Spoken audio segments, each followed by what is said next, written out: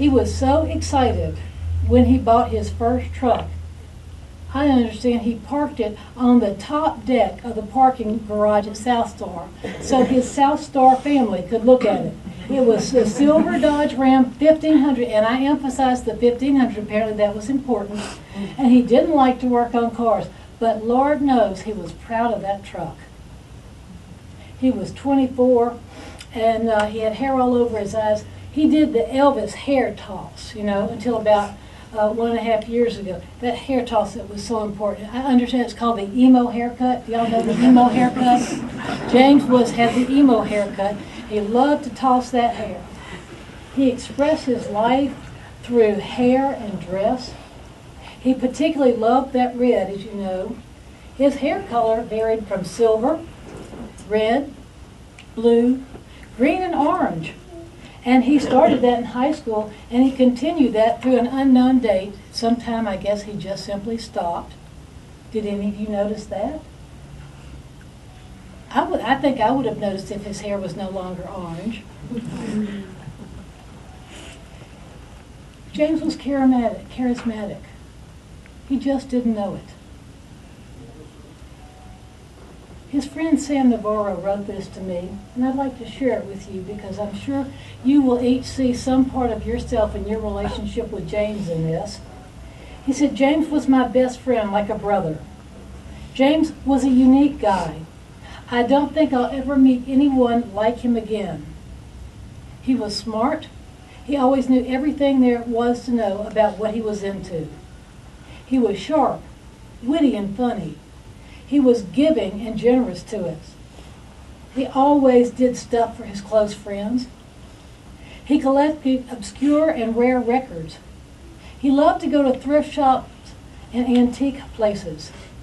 He had a huge collection of movies, just an absolutely astounding collection of movies. He was always going to the movie theater. And as you know, he went out to Hollywood for an opening. He talked about traveling a lot. He wanted to see Europe. Sam wrote that we played video games for hours together. And we watched whole seasons of shows in one night, like Married with Children, The Simpsons, MacGyver. We were just hanging out. Don't forget Jersey Shore. Which one was that? So don't forget Jersey Shore. All right, we can't forget Jersey Shore because that's something apparently he just had a lot of fun with. He loved comics. He loved military history. And Sam said, that was the James I remember. He was an important part of my life, and I'll never be able to forget him. I'm sure James was an important part of your life, and you will never forget him. Stop and just think for a moment right now of one of your nice James memories. Just close your eyes for a moment. And just take in a moment of remembering his presence in something that particularly meant a lot to you, if you would.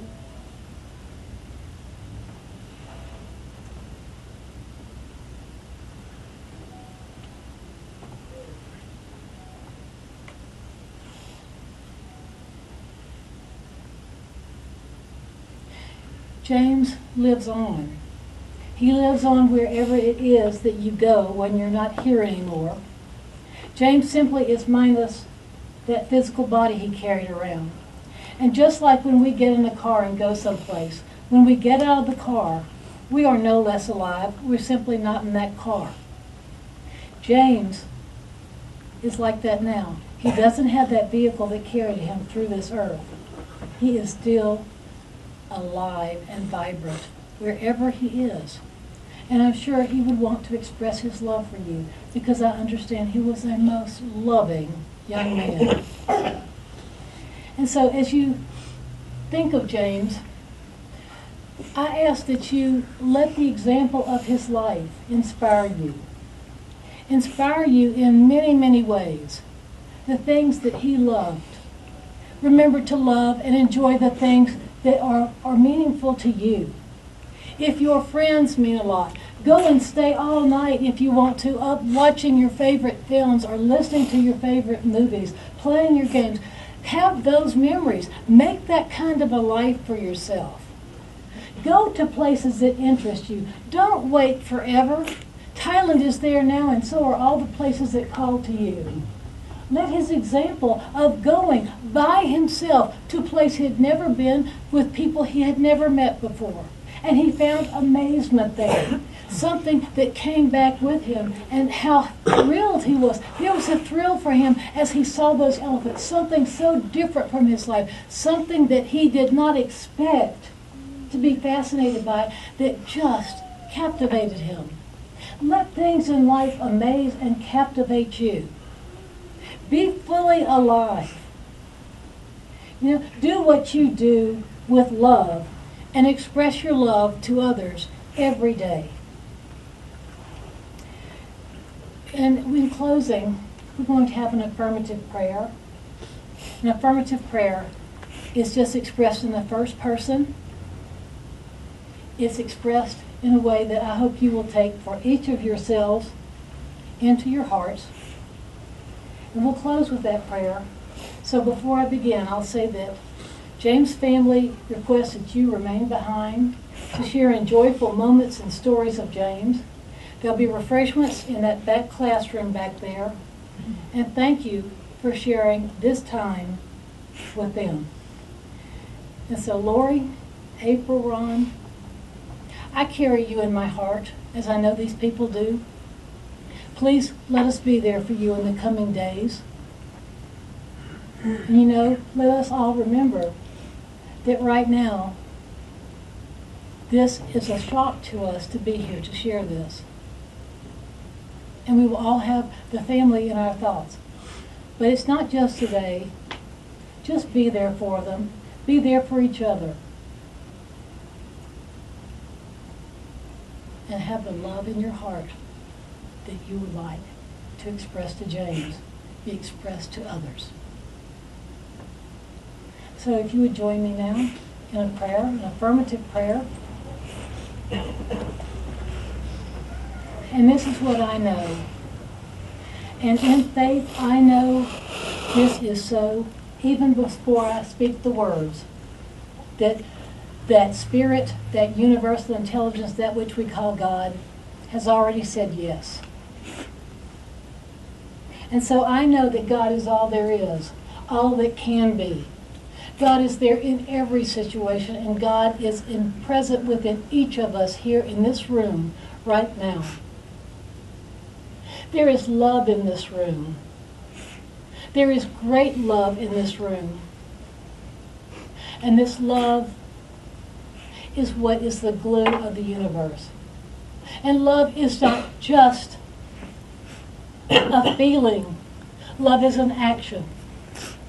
And we take this event and let it spur us to express the love in our hearts. I am made greater by remembering the love that James expressed, and I carry that through. And some memory of James will come to us. And while we feel grief, I know that each one of us can find a way to rejoice in the fact that we got to share in his life. The life of someone who was so affectionate his parents had to be concerned, that he knew no strangers. He just was lovingly affectionate. That I know absolutely that the immortality of the individual soul forever expands, and that James is expansive. And each of us had that opportunity today to expand the truth of who we are, to go into our hearts and express a greater part of ourselves. I know that life is forever, and it forever unfolds. And I affirm that belief for myself and for every other person, that the best is yet to be. And that God is present in every situation, even if we don't have a loving feeling at the moment. No matter what we feel, the fact that we live and breathe is example enough that we are made of nothing but divine spirit. So I affirm today that love never leaves us. It can transform us and it matures, but it never dies. In gratitude for the life of this young man and the life of every person that in any way touched his life, in great gratitude and love for the people in this room, I know that this prayer goes into our hearts and into our consciousness on some level, and is always there with us, just as James is always in some way with us. So I release this because in faith I know that this is already so. And so it is. Blessed be. Amen.